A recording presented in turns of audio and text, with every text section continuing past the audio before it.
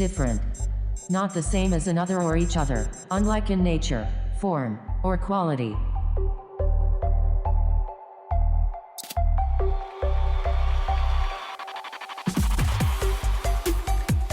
You're called to stand out, to lead the way.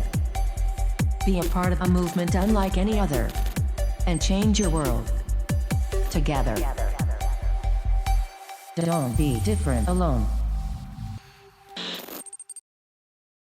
What's up, Fuse? We are glad you guys are watching here tonight. Hopefully you stick around for the entire service, and we have worship and a message, but also Zoom groups right afterwards, so stay tuned.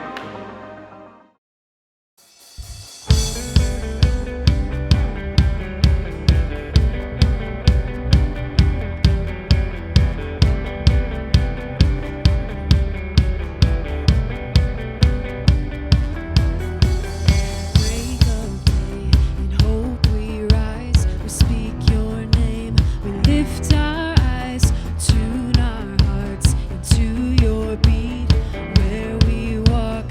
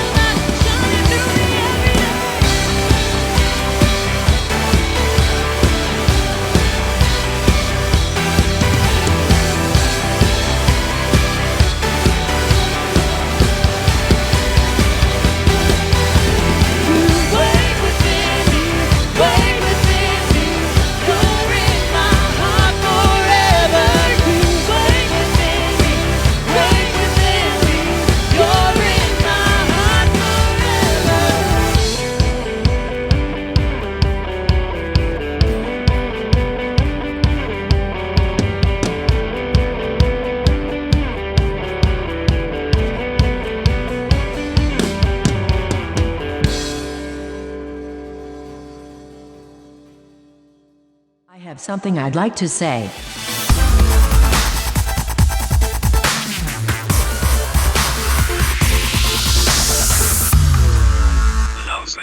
And before we get into our message, we just have one quick announcement for our graduating seniors. Alright, we're happy for you guys, we're proud of you, and we want to celebrate with you this Sunday morning during our services. So, no matter what campus you're from, Fremont, Northwood, or Tiffin, we want you guys to attend our Tiffin drive-in service this Sunday, May 24th. And again, we're going to celebrate with you, give you a shout out. So if you want to be a part of that, meet behind the stage 10 minutes before the service starts. And Pastor Luke, Pastor AJ will be there to direct you, kind of tell you what's going on. So make sure to be there for that. And right now, we're going to jump into our series, Underdogs.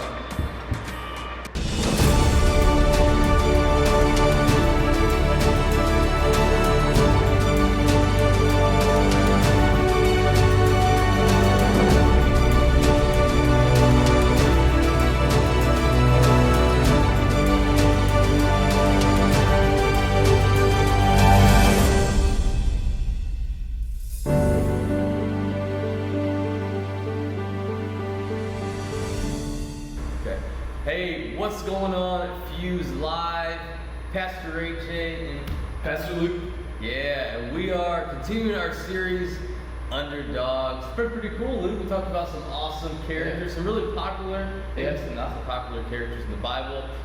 First week, you kicked it off with Mike. You talked about David and Goliath. Yeah, for sure. Yeah. And we joined all in together, all three of us, and we talked through Rahab. Yep. And then you guys had talked through, also last week you talked through Gideon. Yeah, it's good. Yeah. Good time. So big underdogs, but again, God called them to do some awesome things. Yeah. And so we're going to talk about another one today. And our other one is we're going to talk about today is Moses, super popular character in the Bible.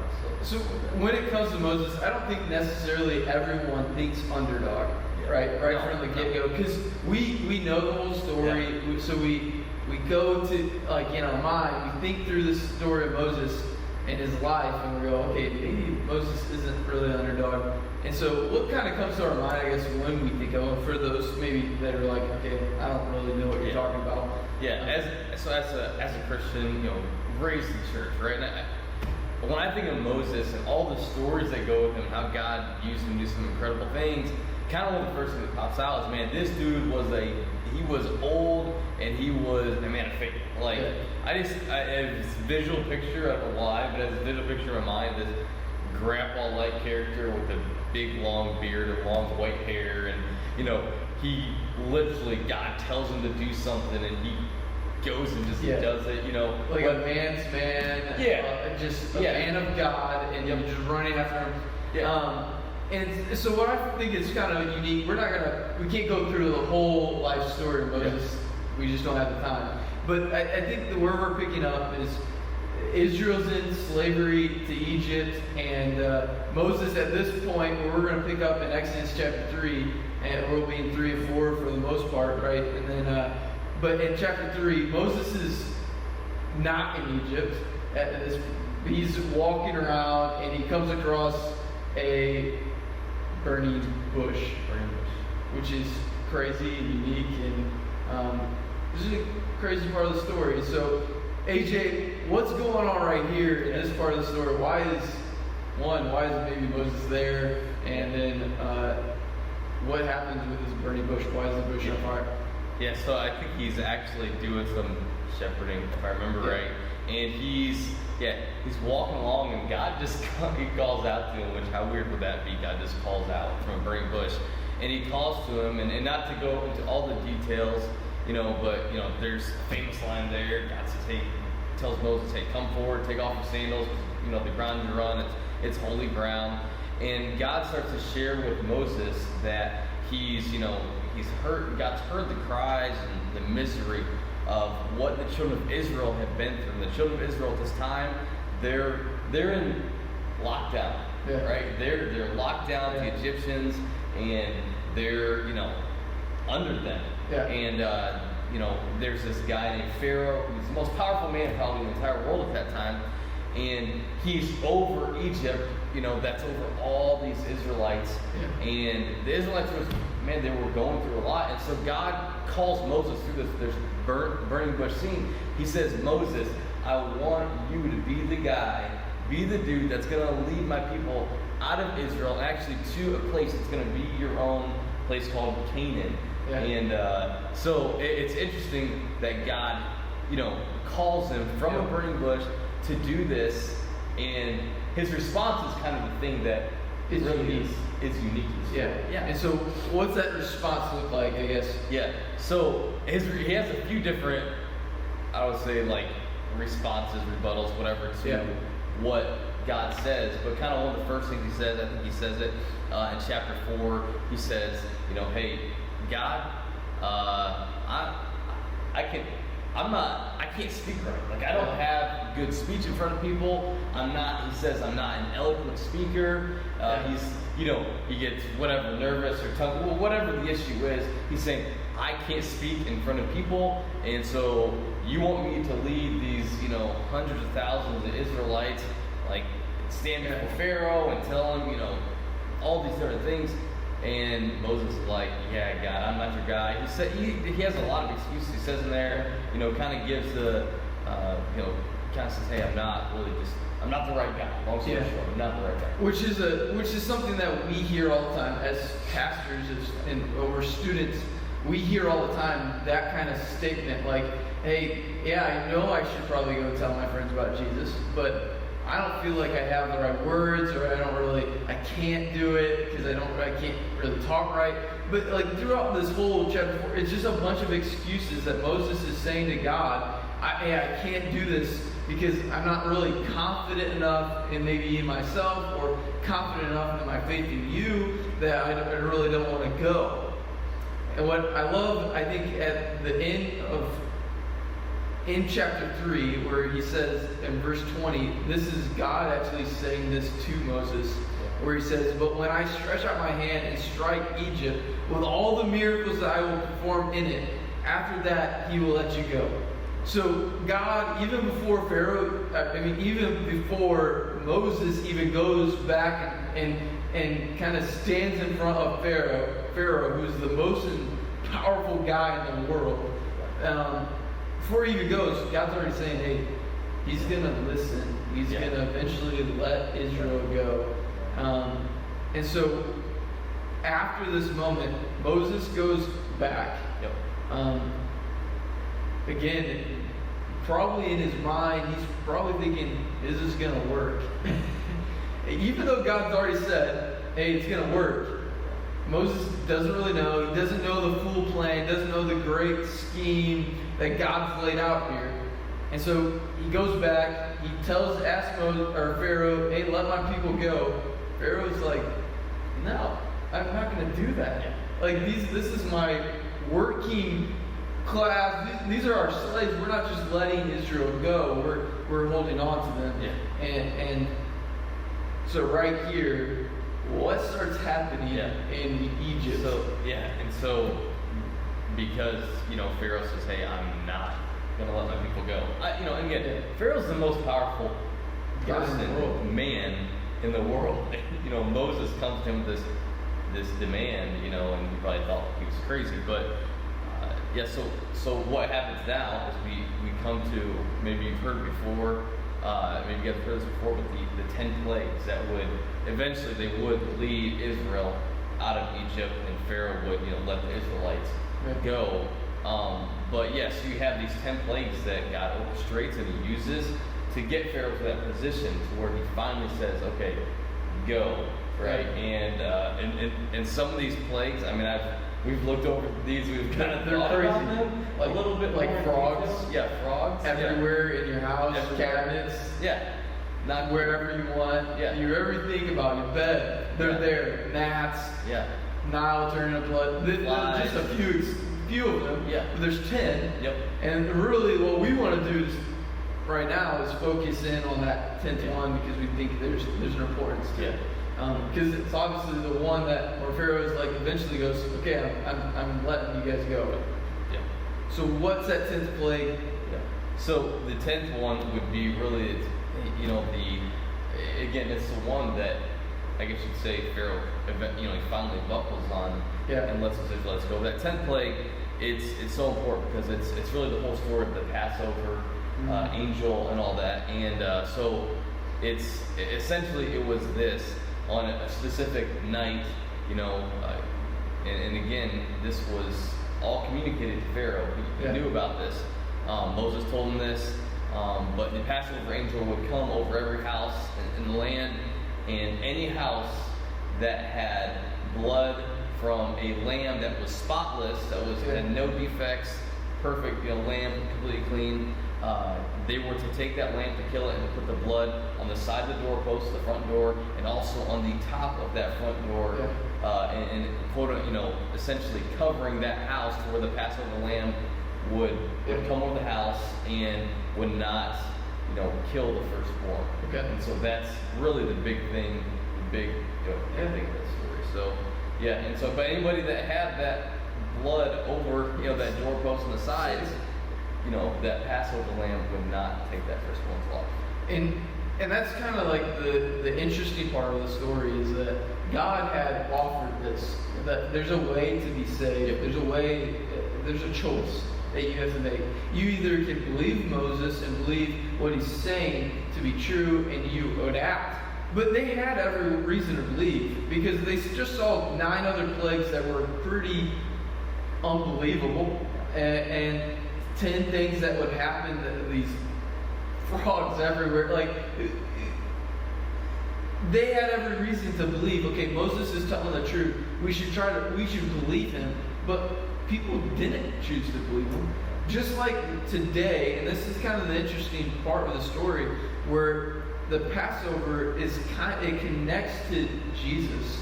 And the fact that Jesus, what it says in 1 Corinthians 5:7, if you have that. I do, I've got that. And this is, you know, Paul, he's writing this, and he says, hey, clean out the old leaven so that you may be a new unleavened batch, as indeed you are. For Christ, our Passover lamb, has been sacrificed. This interesting connection where he says the Passover lamb has been sacrificed, talking about Jesus, saying, coming straight from this story and saying, hey, remember the story you probably grew up hearing about Moses and the Passover and the fact that they could be saved through the blood of the lamb. And Paul's saying, hey, the blood of the lamb has been shed also for you. And if you would choose to put your faith in him, you will be saved. That's the way. That's the only way to heaven. That's the only way to be right before God, and it's the only way to heaven is to humble ourselves and say, okay, I'm going to choose to give my life to God. And we have, just like they had seen God's power, protection, and his plan, and sometimes they had to kind of look through like the plan. Moses didn't see all of the plan, but he got to look back and see how God's plan unfolded. We get to look at God's word and go, okay, look at God's power, look at his protection, look at his plan, look at all he's done, and we get to understand that the same God that we get to read about in Scripture is the same God who died for you and for me. And the power protection plan unfolds in our life when we give God our life. When we can say, okay, God, I want to submit I want to hand you my life, and I don't want to control it. I'm going to allow you, God, to control my life.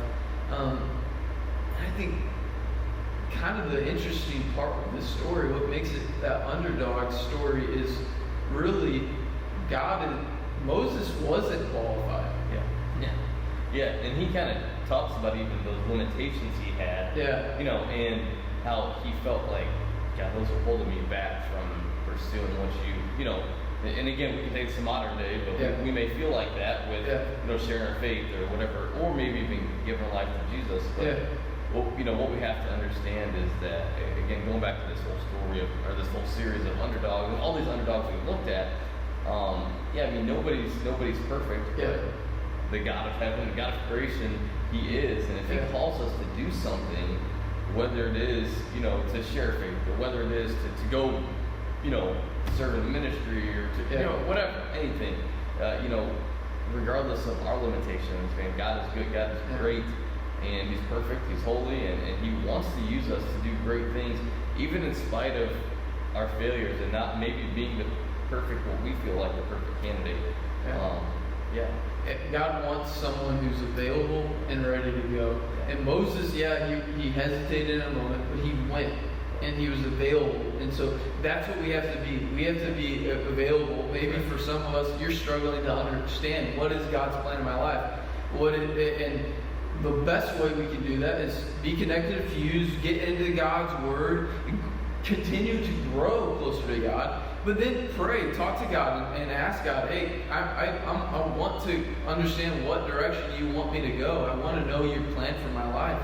And be honest with God like that. And He's gonna show you kind of what directions He wants you to go in your life. Moses is an underdog. God isn't. And that's the cool part of, we might feel like underdogs, but our God isn't an underdog, and He can take us, and use our weaknesses. Look at Moses. I'm terrible at speaking, God. Don't use me. I'm not a leader. Don't use me. I'm not the guy. I'm not the guy. Then Moses, now we know Moses as being one of the greatest leaders in the Old Testament. Yeah, definitely. And so, can God use you? Yes. Absolutely. And I know, Luke, I thought this was really cool. So you go back to our Rahab story just a few weeks ago. This is so cool how God even uses this whole story right here of how the Israelites, they're let out from Egypt and they go across the Red Sea on dry ground and all the powerful, I want to say this, all the powerful things that God did. If you go back to our story of Rahab a couple of weeks ago, we talked about this on Fuse. We talked about how Rahab said something interesting in Joshua 2:9-11. She said that her and all the Jericho, they had heard of all these great things that God done, how powerful, how great, how awesome this God was. And man, what a cool thing to think about that. Again, it all goes back to this, this underdog, Moses, and how though he maybe kicked back and fought it a little bit, he eventually gave in and just chose to do what God wanted him to do. And man, look what happened. Like, all these people heard about God's power. And it's the same thing in our life, I think, as Christians and as students right now, wherever we're at, if we're at Fremont, Northwood, Tiffin, whatever, as a Christian, and maybe, again, God's calling you to do something, again, to share your faith more often with your friends. Know that, again, if God's called you to do that, man, just trust in that and know that, you may feel like an underdog, but God is great, He's powerful, and He wants to use you to get the message out, to show His power to the entire world, just like He did with Moses. And so if we could take anything for today, one, I think if you're someone who, we all have a choice to make, and if you haven't chose to give your life to Jesus, that would be something we'd challenge you. Maybe jump into the Zoom groups or text somebody, text a leader, or you could just message us right now in the comments, and we'll love to get a hold of you, talk to you about what it looks like to put your faith and trust in Jesus. But for us that have, you say you're watching, you're saying, I've decided on Jesus, I've trusted in Him. I think the point of this message really is, even though you might feel like an underdog, be available and be ready to go. And be ready to be used by the creator of the world, God, who has no impossibilities, who could use someone that's weak like me or weak like AJ and use us to do some incredible things. Or you might be weak like you that are watching, but God can use you to do something incredible. And we should just be available and ready to go. AJ, do you want to lead us into prayer? And then we'll get ready to worship some more. All right. Heavenly Father, God, thanks for this awesome story, God, and this truthful story about Moses. And God, maybe we, as we're going through this lesson in Exodus 3 and 4, maybe we saw like ourselves in Moses. God, because there's times in my life, and I know Luke probably feels the same way, there's times in his life, God, that we feel inadequate, God. We don't feel like we're the right person for what you put on our heart to do. And God, we kick back and we fight against that a little bit. But God, I pray you'd help us, God, to be like Moses, and Lord, to again, to be available, God, to whatever it is that you want us to do. regardless of how big of an underdog we feel, regardless if we feel nervous, or regardless, if we feel like, we're not the right person for whatever it is that you're laying in a heart to do, God just help us to really just to submit to you and just to be available, God, to whatever it is, God, that you want us to do. We ask this in your Son's name. Amen. This is going to be good.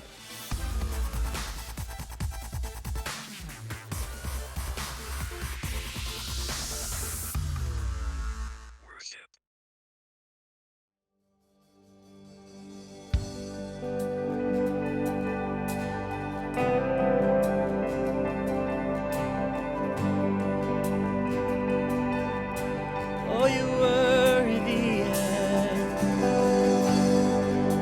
worthy of every song we could ever sing, worthy of all the praise we could ever bring, worthy of every breath we could ever breathe. We live for you. Oh, we live for you. Jesus, the name above every other name. Jesus, the only one who could ever save.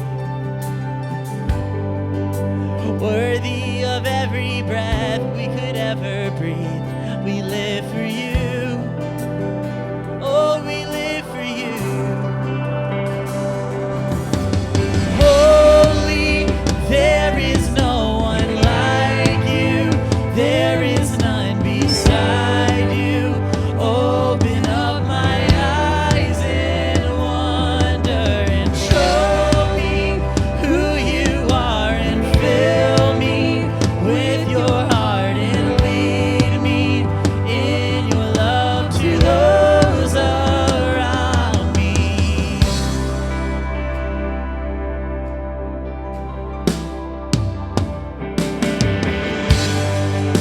Worthy of every song we could ever sing, worthy of all the praise we could ever bring. Yeah. Worthy of every breath we could ever breathe. We live for you. Oh, we live for you. Let's sing Jesus. Jesus, the name above every other name. Jesus, the only one who could ever save. Worthy of every breath we could ever breathe. We live for you. Oh, we live for you. Sing holy, holy, there is no one like you. There is none beside you. Open up my eyes in wonder. Show me who you are, and fill me with your heart, and lead me in your love to those around me. There is no one like you. There is none beside you. Open up my eyes in wonder and show me who you are, and fill me with your heart, and lead me in your love to those around me.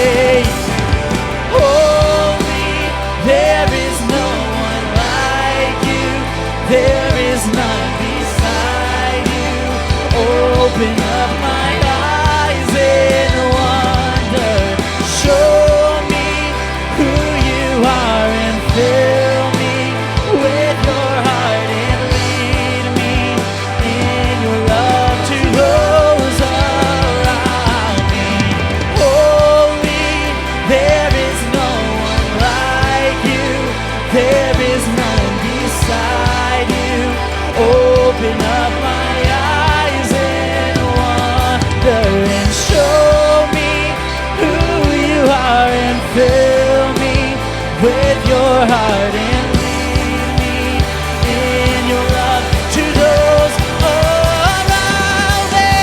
And I will build my life upon your love. It is a firm foundation. I will put my trust in you alone, and I will not be shaken. Oh yeah, I won't be shaken. I won't be shaken. Thank you, Jesus. Hey. Let's talk about this.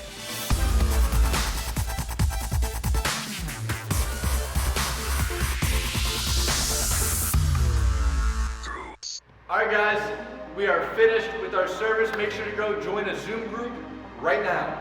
The numbers are going to be posted on the screen and they're also in the description below or to the side. Make sure to do that right now. Now, join it now. Stop this video. There you go.